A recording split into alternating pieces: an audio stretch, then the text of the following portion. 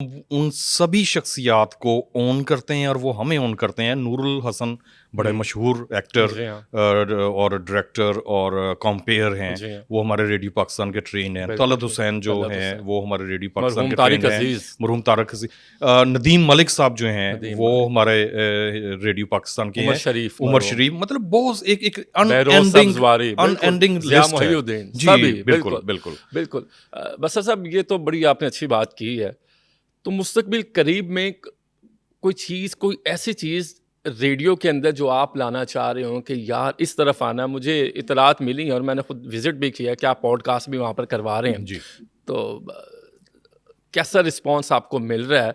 और वहाँ पर जो पॉडकास्ट कर रहे हैं, आप समझते हैं कि दे आर कैपेबल, और जो आप, चूँकि आपने प्रोजेक्ट लेके आना होता है ना, आपने बताना होता है कि हमने इस पे काम करना है। Are you satisfied with their performance so far?